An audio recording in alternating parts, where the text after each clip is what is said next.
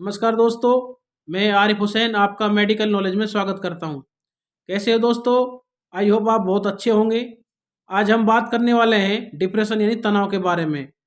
आज हम जानेंगे डिप्रेशन क्या होता है, क्या इसके कारण होते हैं, क्या इसमें लक्षण दिखाई देते हैं और क्या इसमें ट्रीटमेंट दिया जाता है और क्या सावधानी बरतनी पड़ती है। तो पूरी जानकारी जानने के लिए आप हमारे वीडियो को अंत तक देखें। सबसे पहले हम बात करते हैं डिप्रेशन क्या है। आपने अपनी ज़िंदगी के किसी न किसी पड़ाव पर हताश, निराश होना एक आम बात है। ये जो हताश, निराश है, जो आपके जीवन में संघर्ष, असफलता या अपने प्रिय के बिछड़ जाने के कारण होना आम बात और आम समस्या है। लेकिन ये हताश, निराशा, बेचैनी यदि कुछ दिनों से लेकर कुछ महीनों तक बनी रहती है, तो इससे आपकी जो दिनचर्या का आपका जो सिस्टम है, वो उसमें आप असमर्थ पाएंगे और आपको इस असमर्थता के कारण काफ़ी डिप्रेशन का सामना करना पड़ सकता है। WHO के अनुसार हमारे पूरे विश्व में 30 करोड़ से ज़्यादा लोग इस डिप्रेशन यानी तनाव की समस्या से जूझ रहे हैं, जिनमें से 17% हमारे भारतीय लोग हैं। और ज़्यादातर जो डिप्रेशन होता है पुरुषों की तुलना में महिलाओं को होता है। इस डिप्रेशन की जो एक एवरेज उम्र है वो होती है 30 से 40 साल के बीच में, लेकिन आजकल हमारे युवा लोग भी इस समस्या से बहुत ज़्यादा जूझ रहे हैं। और वैसे डिप्रेशन से कोई भी इंसान जूझ सकता है किसी भी उम्र में। और दोस्तों, महिलाओं को हर 6 महिला में से 1 महिला इस डिप्रेशन का शिकार होती हैं।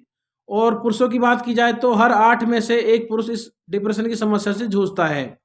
लेकिन पुरुषों की तुलना में महिलाओं को इस डिप्रेशन का शिकार ज़्यादा होना पड़ता है। उसके कुछ अन्य कारण भी हैं, जैसे कि मानसिक परेशानी, इसके अलावा गर्भावस्था या फिर हार्मोन्स का असंतुलन होना आदि समस्या कर उसको काफ़ी दिक्कतों का सामना करना पड़ता है। डिप्रेशन एक बहुत ही गंभीर समस्या है। इससे आगे चलकर अन्य बीमारी भी होने की संभावना बढ़ जाती है।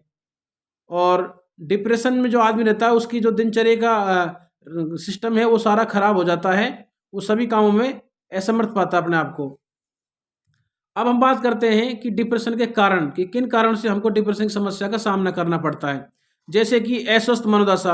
आपका मन हमेशा ऐसा रहेगा कि हम बिल्कुल अस्वस्थ हैं, हम जो काम करते हैं वो सही से नहीं हो पा रहा है और हम इस काम को करने में असमर्थ हैं।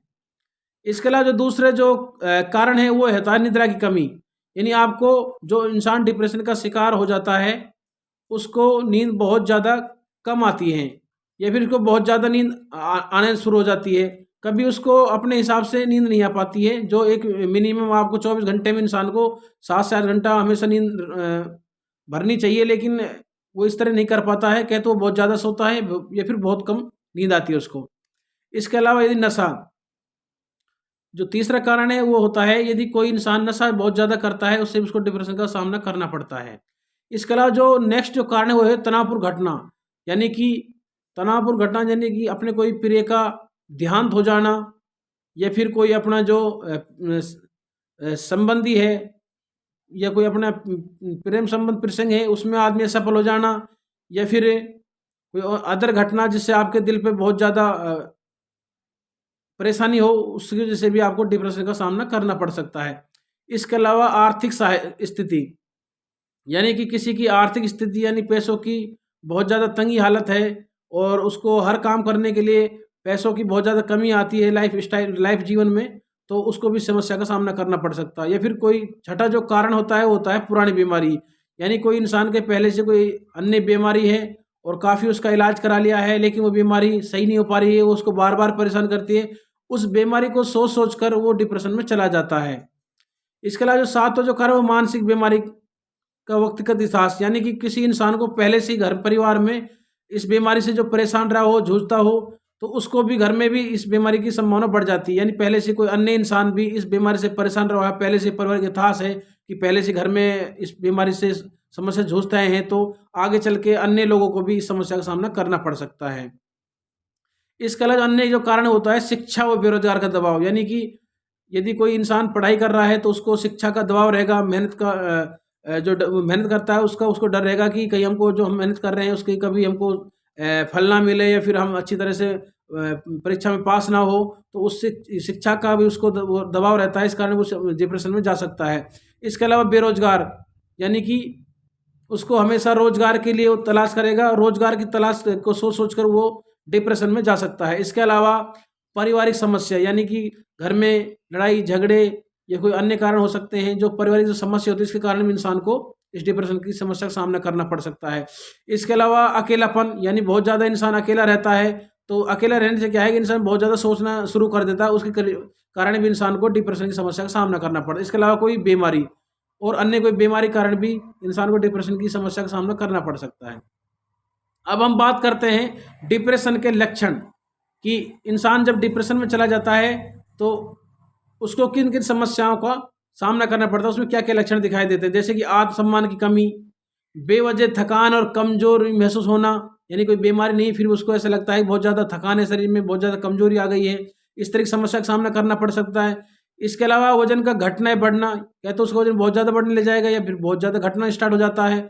इसके अलावा आत्महत्या का विचार, बहुत ज़्यादा आत्महत्या का विचार आना स्टार्ट हो जाते हैं, वो सोचने लग जाता है कि आत्महत्या करना बहुत अच्छा विकल्प है, ज़िंदगी में कुछ नहीं है, इस तरह के विचार आना स्टार्ट हो जाते हैं। इसके अलावा क्रोध, गुस्सा बढ़ जाएगा उसका।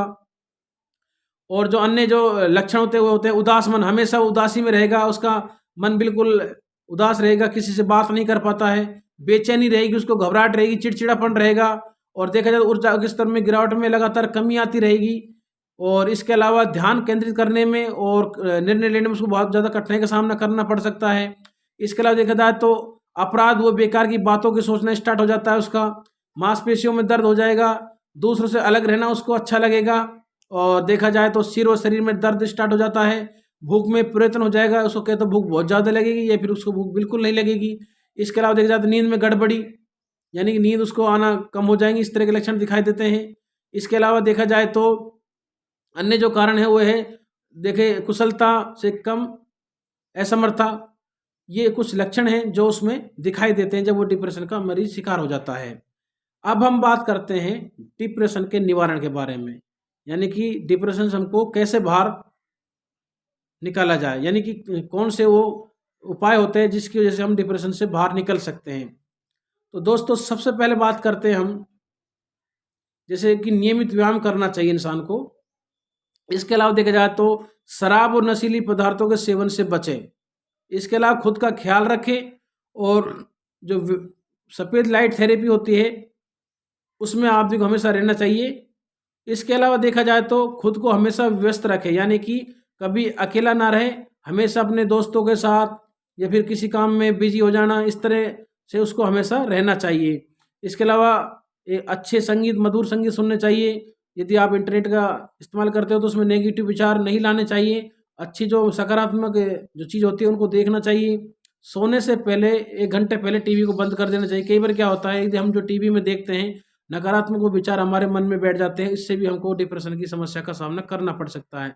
ये इसके कुछ निवारण हैं जो आपको करने होते हैं। इसके अलावा आपको एक मनोचिकित्सक, अच्छे जो मनोचिकित्सक होते हैं उससे आपको मिलना चाहिए, परामर्श करना चाहिए। मनोचिकित्सक जो आपको देखा जाए तो काउंसलिंग या फिर थेरेपी यानी मेडिसिन देके आपको इस डिप्रेशन से बाहर निकाला जा सकता है। मनोचिकित्सक आपको 2 तरीक़ा से आपका डिप्रेशन को दूर कर सकता है, या तो वो आपको काउंसलिंग कराएगा या फिर आपको मेडिसिन देगा, उस मेडिसिन को आप नियमित लेते रहते हैं तो आपको इस समस्या से निजात मिल जाएगी। और दोस्तों डिप्रेशन कोई ऐसी बीमारी नहीं जिससे हम छुटकारा नहीं पा सकते हैं। डिप्रेशन का जड़ से इलाज हो सकता है, लेकिन आपको कुछ सावधानी बरतनी पड़ेगी, और जो ट्रीटमेंट मनोचिकित्सक देता है, जो सलाह देता है वो आपको माननी पड़ेगी। ये एक ऐसी बीमारी है जिसका इलाज पूरी तरह से हो सकता है। तो दोस्तों आज की वीडियो में इतना ही। आपको हमारी वीडियो कैसी लगी? यदि अच्छी लगे तो लाइक करें, शेयर करें, कमेंट करें, और चैनल पे पहली बार आए हैं तो चैनल को सब्सक्राइब करना ना भूलें। बेल आइकन घंटी को जरूर दबाएं, जिससे आपको हमारी वीडियो की समय समय पर नोटिफिकेशन मिलती रहे। नमस्कार दोस्तों, जय हिंद, जय भारत।